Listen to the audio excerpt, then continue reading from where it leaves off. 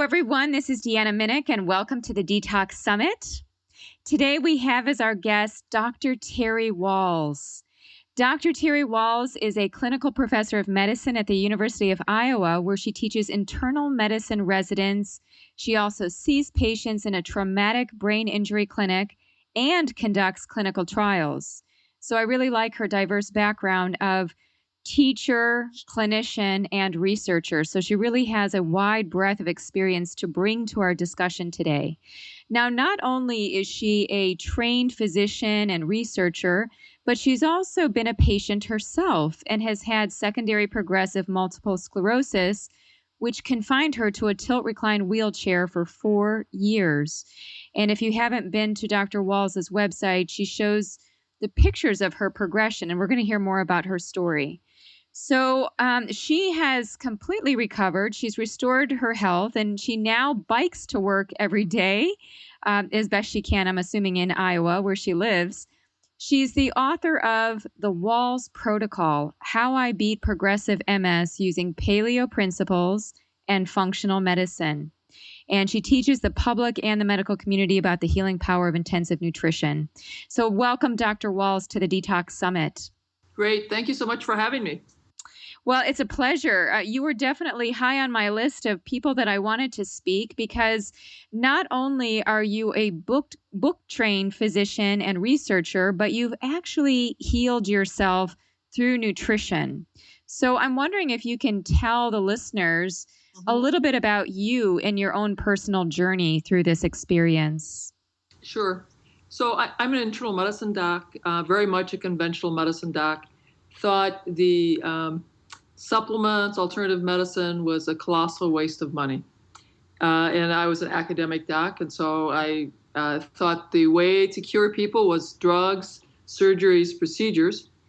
But then in 2000, I started having some weakness in my left leg and was evaluated by several physicians, had MRIs of my spinal cord, of my brain, lots of blood tests, some nerve conduction velocities, and they saw lesions in my spinal cord.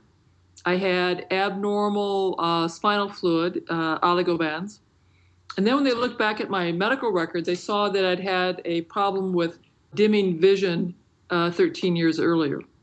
So on the basis of having lesions separated by time, 13 years, and space, problems with my vision and problems with my leg, the diagnosis of multiple sclerosis was made. I was told to go on a disease-modifying drug. I decided to go see a second opinion at an internationally recognized MS center, the Cleveland Clinic. They looked everything over, agreed that I had relapsing remitting MS, and I began one of the disease-modifying drugs, Copaxone.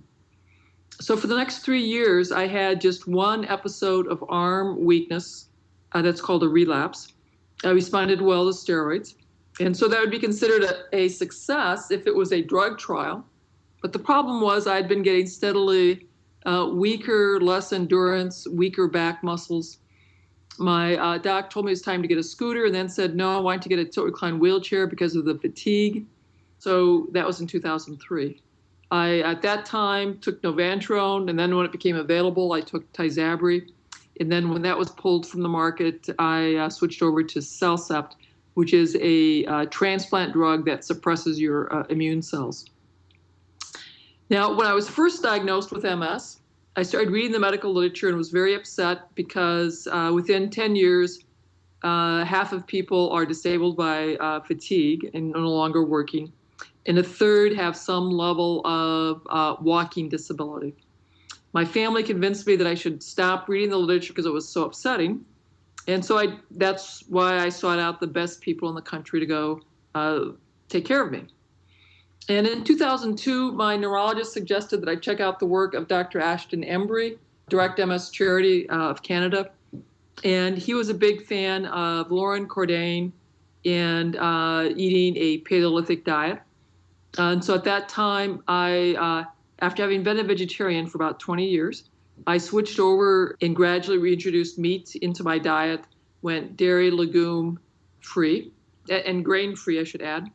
but I continued to decline. So in 2003, I needed the wheelchair.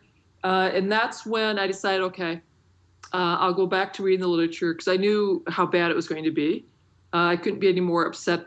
And I began reading basic science papers because I knew it was in the basic science, the mouse and rat studies, that would have the treatments that we'd be using in 30 to 50 years.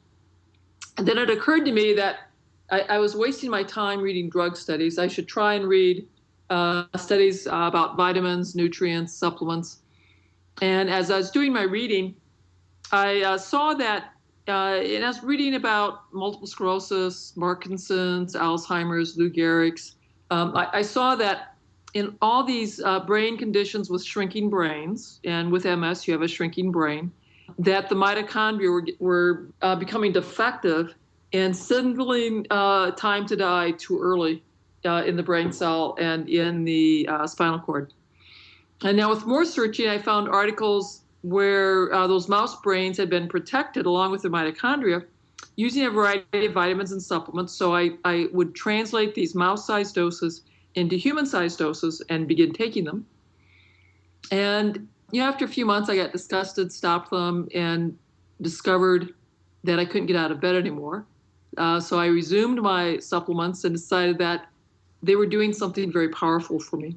And they seemed to be slowing down my decline, though I certainly was not recovering. I was still eating a Paleolithic diet. By 2007, I could walk short distances using 2 walking sticks. I could sit up in a regular chair for about 10 minutes. Otherwise, I was too exhausted. And I was in a zero gravity recliner, fully reclined, or in bed. That's how weak I was. That's when I discovered the Institute for Functional Medicine, took their course, Neuroprotection, a functional medicine approach for common and uncommon neurologic syndromes. And that, after taking that, I had a much deeper understanding of what I could do to help my brain and a much longer list of vitamins and supplements, which I started taking. Then later that fall, it occurred to me that if I redesigned my diet to make sure I was getting all these things I was taking in pill forms in the food, I'd probably get the naturally occurring form of those items, and they'd be more biologically active. They'd have more of the related compounds. And so, and in addition, I'd probably get thousands, maybe millions of other molecules in that food that would likely be very helpful for my brain. So I went to my registered dietitian friends. They didn't know where these things were in the food supply. I went to the health sciences library and couldn't find answers there. But so then I went back to the internet, started searching, and was able to find those food sources. And so I reorganized my diet, still using paleo principles, but I was maximizing the foods that had the nutrients for these 19 key nutrients. And within a month, my energy was markedly better. My brain fog was markedly less. In 3 months, I'm walking in the hospital without a cane, although I still had a limp, so it was obvious that I had MS, but I'm walking easily. In about 6 months, I'm on my bike for the first time in about 5 years.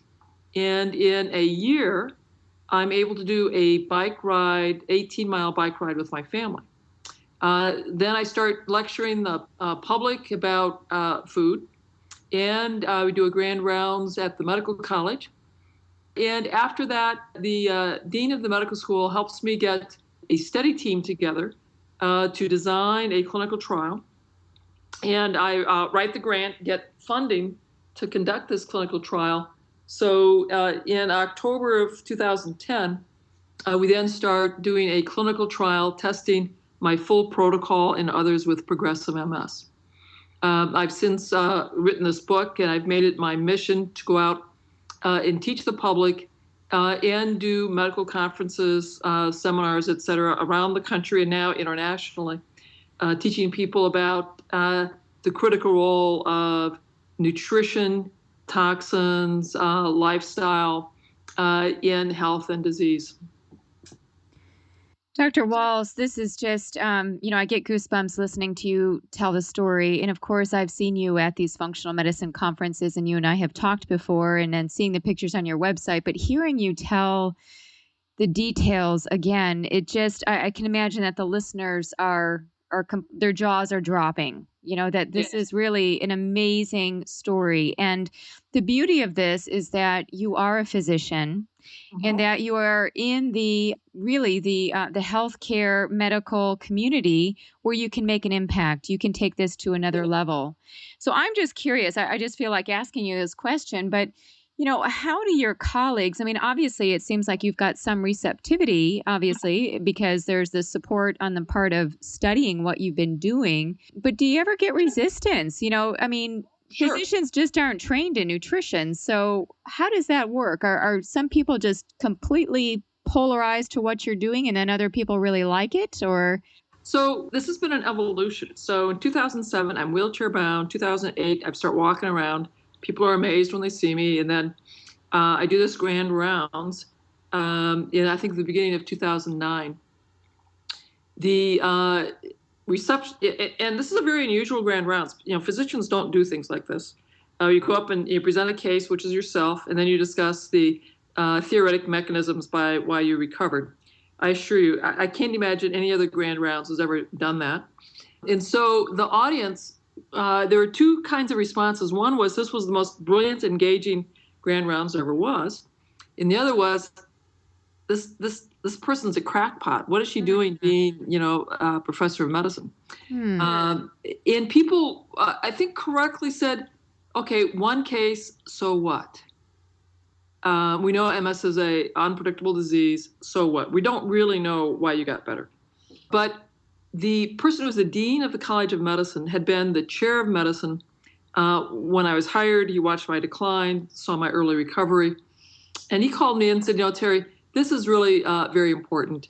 He had given me advice to get the first report written up as a case report, which I did, and then helped me get the research program going. And every year there are two meetings at the University of Iowa, the College of Medicine Research Day and the Internal Medicine Research Day.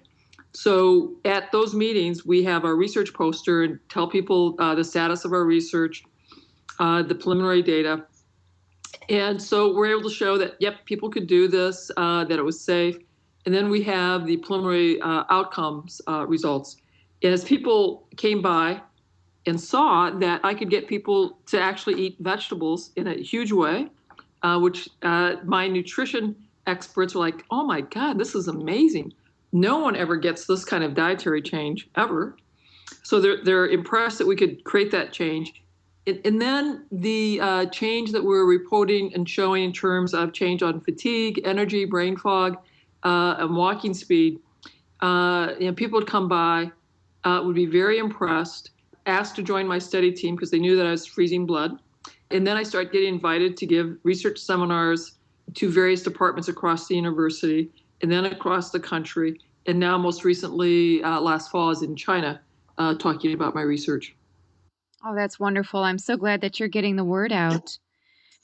So, being that this is a detox summit, I do want us to connect into toxicity Yeah. because toxins really do play into autoimmune diseases like multiple sclerosis and other debilitating conditions. And I'm wondering, throughout the course of your own personal journey, Mhm. were you ever tested for any kind of toxins, or had you come into contact with any kind of toxin exposure?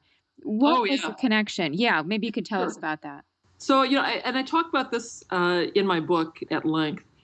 So, in a real high level, my toxin exposures, I grew up on a farm in Iowa, drank from a private well. I'd say a vast majority of private wells in Iowa have been contaminated by atrazine. We were not an organic farm, so we were using atrazine, other herbicides. I helped my dad deworm the pigs, and you pour this deworming compound on the hogs and occasionally on cattle. So I'm exposed to all of that. I am an artist and have my undergraduate degree, a Bachelor of Fine Arts in painting. So during my studio art degree, I did metallurgy with a lot of solder exposure. I was painting a variety of solvent exposures there as well. Then I had a dentist convince me to put in some fillings prophylactically. So we had 4 mercury fillings placed within a month's time. So it's sort of a big load there. Then I went to medical school and had a lot of formaldehyde exposure during my first year. And then during that summer, I decided to strip the paint off a condominium woodwork that I was living in. So I had 3 months of very intensive solvent exposure. There was not a lot of ventilation, so that was pretty big. And then you have the toxicity of how intense the medical school training is. Some of the teachers are a little more warm and fuzzy, and some are a little more intimidating. So I'd say that it was not the most nurturing environment to be in for 4 years in medical school, and then 4 years during residency as well. So sometimes it was very nurturing, and sometimes it was very toxic. And I'll tell you another very interesting tidbit. So 2 years into my recovery, I'm walking around very well. I'm biking with my family, feeling really good. And I thought, I'm curious about my toxic load because I figured toxins were part of my problem, and my protocol was designed to reduce toxins. So I did a 24-hour urine looking for a tox screen, and it came back diffusely positive. I think in the 20 heavy metals that were tested, there were only 4 that were not in the toxic range. And so that probably reflected less efficient metabolism of the toxins. Years as a vegetarian and being vitamin B12 deficient likely didn't help. And so I created some modifications to my protocol that I was using. I did some genetic testing myself to figure out which enzymes were not working so well. And then 2 years later, when I repeated my toxin screen, I had cleared everything out. So absolutely, I think toxins were part of why I became ill. And for many, many people with a autoimmune condition, they likely have enzymes that are less efficient at metabolizing and removing those toxins. So they're more likely to build up. And if you have someone do a careful functional medicine history, they can have some good ideas as to which toxins, enzymes are not working so well, and help you bypass that through some food choices and supplement choices. Excellent. And so when you had, you had taken this 2 years to really release this toxin burden, was that the release of those toxins? Did you start to see symptom relief during that time, or did it come much later, or was it really hand in hand with letting go of the toxins in your body? Well, now keep in mind, I think the first 2 years of my recovery, I had made a whole slew of dietary changes that would really improve your detoxification. So I was probably detoxing then. Then when I realized how toxic I was, I made some further refinements and continued detoxing. I've had I'd say, a pretty steady rate of improvement in terms of, my tolerance for standing, for walking, energy improvement. And I'd have to say, while I'm not quite normal yet, I still can't jog for a long time. And I can stand comfortably for an hour to give a lecture. It'd be pretty tough for me to do that for 2 hours. But every time I see my physical therapist, he measures me, I'm stronger, and advances my exercise program. So, and I had predicted that it would take 7 to 10 years to fully recover from the MS, if full recovery was possible. You have to really be in this for the long haul once the brain is affected. Exactly. It's an ongoing process. Now, Terry, you talk about the mitochondria. And Yeah. for our listeners, perhaps you can tell us a little bit more. How does the mitochondria play into conditions like autoimmune disease, especially multiple sclerosis? And is the mitochondria sensitive to toxicity? So a quick refresher for people. 1.5 billion years ago, there was this terrible poison came to the planet Earth called oxygen, wiped out nearly all of life. and most of life was a single cellular thing at that time. There were a few bacteria that could take this poison and use it to generate energy more efficiently from the food they were digesting. These little bacteria were engulfed by bigger bacteria, and these little tiny bacteria are the forerunners of all of our mitochondria. And now all animals have cells that have mitochondria that run the energy for that cell. And all of our cells will have these mitochondria. The organs that use the most energy, like brain, retina, heart, have the most mitochondria per cell. And unfortunately, we aren't teaching physicians that you have to eat a very nutrient dense diet to keep those mitochondria running well. And the toxins in the world, particularly heavy metals, arsenic, lead, mercury, are toxic to the enzymes involved in mitochondria. And furthermore, the antibiotics that we all take, or most people have taken sometimes in their life, are designed to harm bacteria. And what physicians forget is that our mitochondria are bacteria. Mm-hmm. And so these antibiotics are harmful for a bacteria. The longer you're on the antibiotic, the more damage you have to your mitochondria, and the greater the risk for brain fog, chronic exhaustion, chronic fatigue, multiple organ system dysfunction. And the more toxins we have, particularly the heavy metals, but the other pollutants can also damage those enzymes that are involved in the mitochondria and how they generate energy. You know, and clinically, Deanna, the mitochondria are our source of efficient energy. When the mitochondria are strained, people are going to be fatigued, they'll have brain fog, and they'll often have decreasing exercise endurance as the heart becomes less and less effective. So those are the three big clues that tell me mitochondria are not working well, and I have to help the person learn how to resuscitate and revive their ancient mitochondria. So, of course, the listeners are going to want to know how to revive those ancient mitochondria. So, what are your general, if we think of the 19 key nutrients that you mentioned, and much of your plan is really focused around helping the mitochondria to be vital, that yes, this is our source of chi, so to speak. What is your protocol? How do we really focus on the mitochondria to get healthy? And in so doing, we let go of a lot of those toxins and we can better equip the body to deal with any kind of insults. So I have a food-based protocol that really stresses the B vitamins, organic sulfur, antioxidants, and minerals. So now to quick translate that into, okay, so what foods do I have to eat? Green leaves, sulfur-rich vegetables. Here I'm talking the cabbage family, onion family, mushroom family. And that's because sulfur is so important in the mitochondria and in removing toxins. And colors for those antioxidants, those should be things that are colored all the way through. So berries, beets would be colored, but an apple, red on the outside, white on the inside, is not in that colored category. I'm also very, very fond of getting more minerals into the diet. Life began in the ancient seas. Our blood reflects mineral content of those ancient seas. And so I'm very fond of having people consume sea salt and seaweed to get more of those minerals. And of course, I go over this in much more detail with food lists and more specific guidance in my book.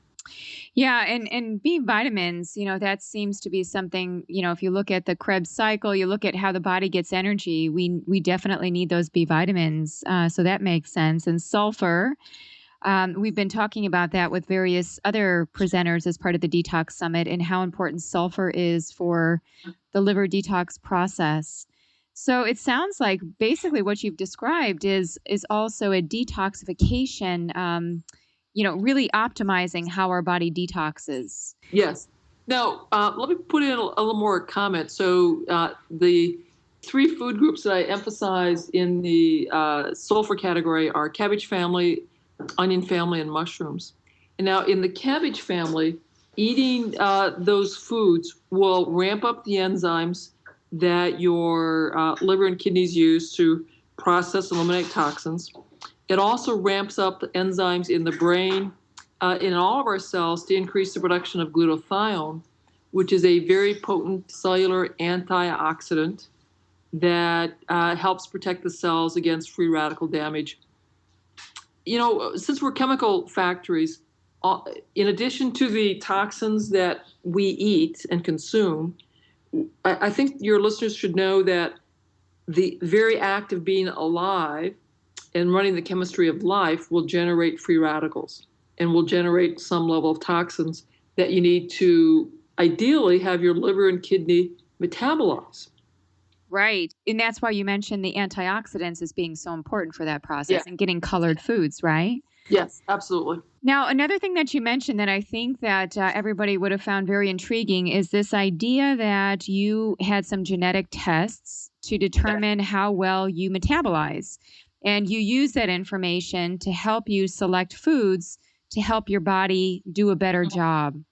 Can you talk a little bit more about those genetic tests? And, because there is kind of this notion out there that, well, the body detoxes on its own very well. That's why we have the liver and the kidneys and the gut and the skin and the lymph. And, we don't have to do detoxification protocols because our body is primed to do that. So what can you tell us about what you did to personalize your approach? Should we be personalizing nutrition? So the protocol that I've created is a great first step, and for the vast majority of people, that's going to be sufficient. But for people who are not getting the results that were hoped for, the next thing they can do is personalize the intervention by getting functional medicine testing. And one of the tests you can do is a look at how efficient the enzymes are that are involved in processing and eliminating toxins. And so some of these genetic tests can tell you, do you have the wild type enzyme or a mutation? And if you have a mutation, the test is not going to tell you if it's a more efficient enzyme or a less efficient enzyme. It'll just tell you that you have a mutation. And it will probably give you some suggestions for vitamins, supplements, and foodstuffs that would help your cells bypass that step in the detoxification process.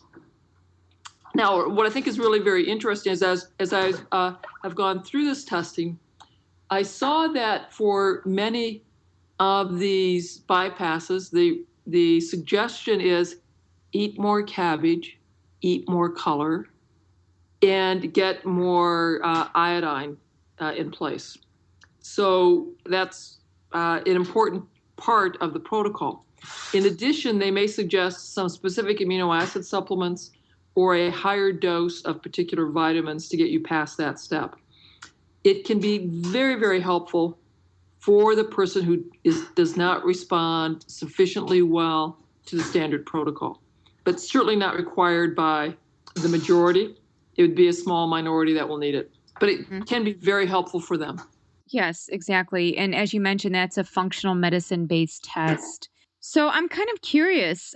So you've personalized your approach. You're doing a lot better. So based on the protocol you described, I didn't hear any supplements. I heard that, this is a food-based approach. Yeah. There are, however, many detox regimens available that do use supplements. Mm-hmm. And I'm just wondering, so what is your take? Do people need to take supplements in order to effectively detox? Should they be doing this detoxification quarterly, one time a year, twice a year? Or should they be doing it all the time with food? What's your personal preference? In my clinical practice, my clinical trials, we do food all the time. And in my clinical practice, I will tailor the vitamin and supplement recommendation based on the history and the results of some pretty straightforward tests that your primary care doc can do. And I talk about that in the book, actually. In my clinical trial, because of the nature of clinical trials, you have to have everybody get the same thing. We use some B vitamins for the clinical trial. And certainly supplements can be helpful. My caution to the listeners are that you want to have somebody helping you with the supplements because the nutrition that nourishes our cells depends on ratios of amino acids, ratio of essential fats, ratio of vitamins, ratio of minerals. And as soon as we begin taking them in supplement form, we run the risk of getting the ratios outside of the optimal health range. So supplements can be extremely helpful. They're sometimes necessary. Best to have them targeted based on history in lab monitoring. As soon as you take supplements, there's some hazard of getting the ratios outside the optimal health range and either not having the benefit or having side effects. So, Terry, why do you think, there have been a lot of studies on supplements, whether it's multivitamins, vitamin E, and some of it is not very positive. And I think that many people are very fearful about taking supplements. And so I think that a lot of the guidance that you just provided about getting tested and working with somebody, I think that those are really good rules of thumb. A comment about those studies. Yeah. So what those studies tell me is if you don't change your diet and you just take supplements, you've wasted your money. The magic is in the food, getting more of the right stuff, taking the harmful things away. And for some people, targeted supplements based on history and testing will add terrific benefit. But if you're just going to keep eating this toxic standard American diet and take vitamins, you probably didn't do much. Yeah, people might see it as a Band-Aid or just, then they can go out and eat nutrient poor foods because they took their supplement. Yeah. Right? Correct. Yeah. Now, what about one thing that you have not mentioned yet, but I'm going to go back to the mitochondria because there's a lot of great literature on the mitochondria and fasting or giving the mitochondria a break so it doesn't produce all of these aging compounds, these free radicals. What's your take on fasting? Is that healthy for a detoxification? Is it healthy in general? And how, if it is, what are the parameters that you would place around fasting? This is a wonderful question. I talk about it a lot in my book. And when you fast, you increase the number of mitochondria, you increase the efficiency. It's how you and I survived war, famine, starvation, all those things. In fact, our brain cells and bodies do very well fasting. And it has a nice anti-aging effect. You can get some of that, but you can do that by going on a fast, eating 30% less calories than what your metabolism requires. You could do that by fasting for 24 hours every other day and not eating extra more than what your metabolism needs on the days you get to eat. Or you can fast for 12 to 16 hours every day. My preference is to do the 12 to 16-hour fast every day. I find that to be just much more comfortable. But what I hear from researchers and even practitioners is that the liver needs nutrients in order to best detoxify. So how do we reconcile those two aspects, needing things like protein and certain nutrients versus using fasting? And I'm just curious too, if you can talk about this. Is fasting good for everybody, or do we have to think about certain people that might have diabetes or other conditions that warrants more eating? Fasting's not good for pregnant, not good for children. So those two groups you would not want to fast. Everyone else would be unlikely to be harmed. Now, one of course has to realize that there may be specific medical conditions where fasting's not going to be appropriate. Good. So, and I like the fact that you gave us a number of different ways that fasting can be brought in. That's great. Mm-hmm. What else? Just looking at lifestyle even. So I know that you cover food as medicine very thoroughly in your books. Are there other aspects that we need to be thinking about in our lifestyle when it comes to toxins, different types of toxins? How do we avoid them? And, how have you even changed your life? Living in Iowa, you're surrounded by agriculture, by farms with, farms that are sprayed. So how do we live our lives in a more clean way? Well, you certainly want to be mindful of your food, be organic or as organic as your budget will allow you, and then think very carefully about everything you put on your skin. A lot of the personal care products have been marketed convincing us that we smell bad, taste bad, whatever. And most of those personal care products have a lot of toxic heavy metals, plastic solvents, things that will confuse our biology. So decrease the use of personal care products that have compounds in whose name you cannot pronounce. That's a good reason to think that it is a compound that's going to confuse your biology. If you take a shower every day, wash your armpits, I don't think you're going to need, and you have a clean diet, quit putting on deodorant and antiperspirants, which have a lot of heavy metals in them. Think about your indoor environment. A lot of the paints, floor covering, furniture is made with compounds that will release toxic fumes. So the more you get into this, the more you can think about your choices in your living space and the air that you're going to breathe, the things that you're going to put on your skin to minimize the synthetic compounds. That will be extremely helpful. Yeah. So, toxicity is really all around us. Do you think that for some of the patients that you work with, do you think that people have an initial response of fear and almost, oh my goodness, I can't control these things. I can't move out of my house, or, I can't really do certain things about toxins in my life. So what do we do in those cases? We just start one step at a time. I help them ease into the Wahls diet. And then as they get that more successful, then we can begin a conversation about the other toxins in their environment. And I talk about personal care products and their use of other chemicals in their home. And we also talk about workplace exposures and what exposures do they have solvent-wise, chemicals at work. Yeah, exactly. And there are some of those hidden toxins we may not always be aware of. So Terry, I just have a question for you. Back to food briefly. Yeah. A lot of the presenters are talking about kind of if they were to create an ideal meal or a smoothie for enhancing detoxification in the body, this is what it would be. And I'm kind of curious if you were on a desert island and you had to take with you the perfect meal to keep you alive and your mitochondria healthy, your liver working well, your gut working well, you had to stay clean of toxins. What might you have as that perfect meal? What I'll do, maybe more practical, is so when I travel, what do I take with me to make sure I can be okay away from my house for a week? Yes. We'll take powdered algae that I'll mix and I'll drink every morning. So I'm going to get plenty of greens and sulfur that way. I'll probably take a small head of red cabbage because that will get me my cabbage. It's also going to be brightly colored. I'm probably going to be able to get berries while I'm away. So that's going to be okay.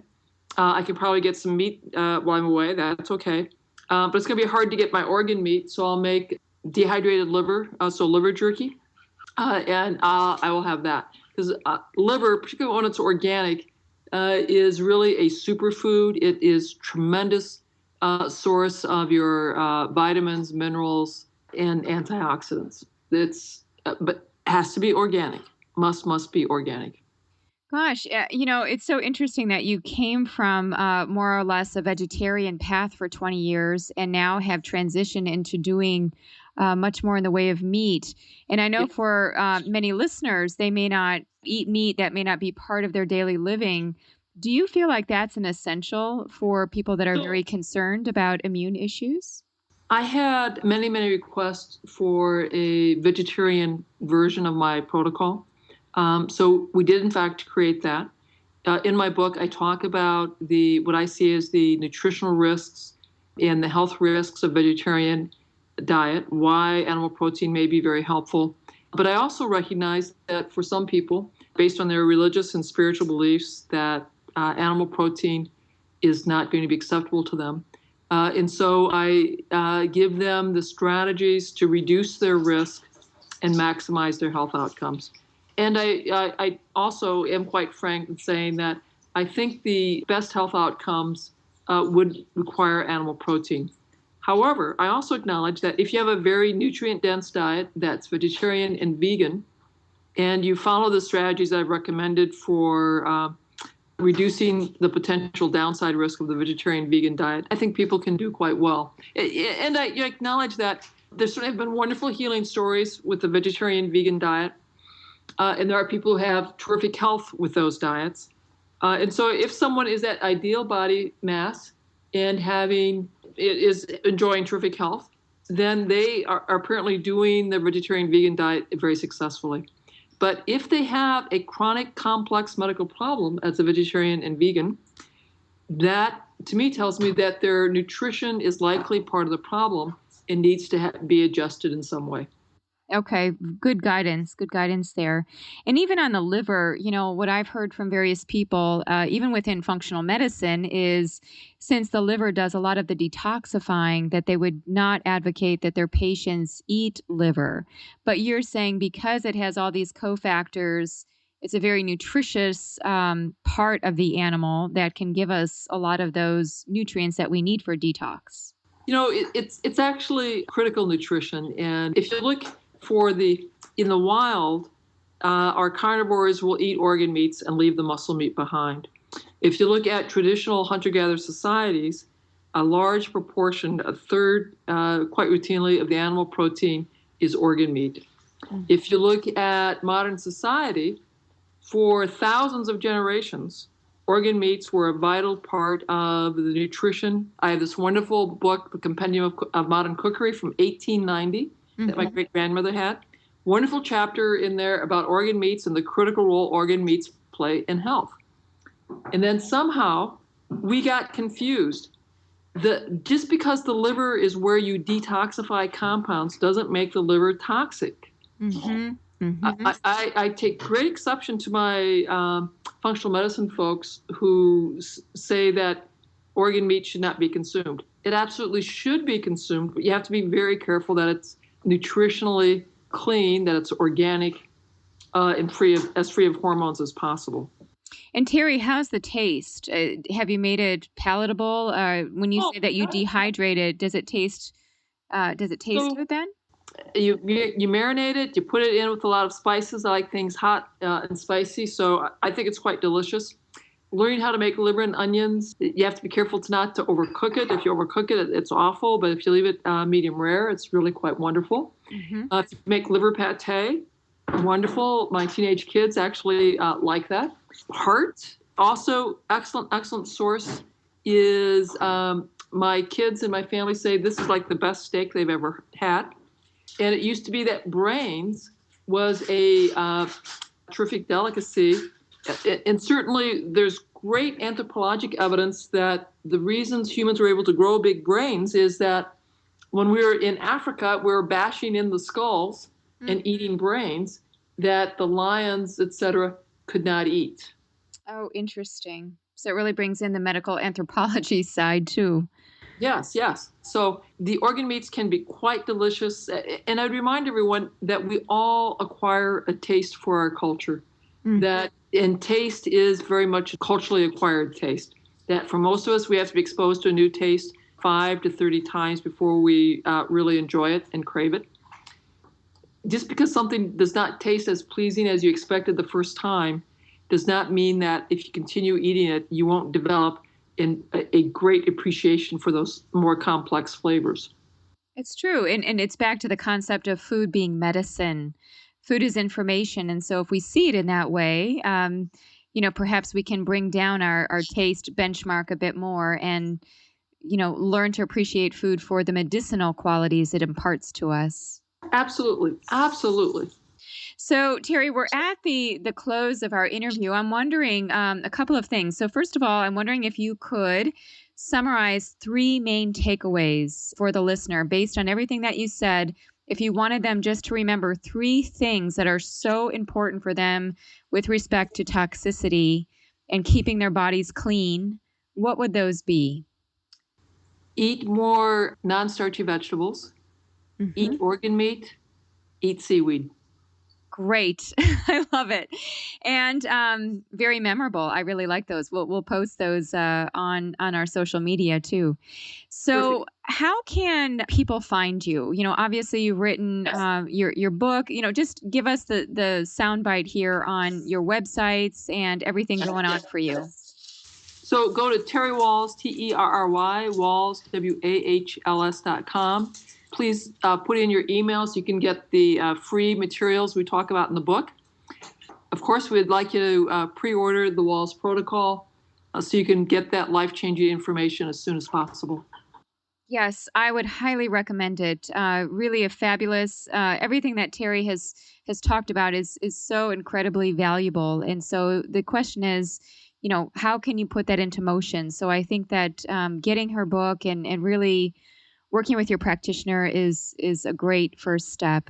So thank you, Dr. Wahls, so much for being part of the Detox Summit. It's really been a pleasure to have you and to hear your story and to to bask in your wisdom, which is immense. So thank you so much. And thank you.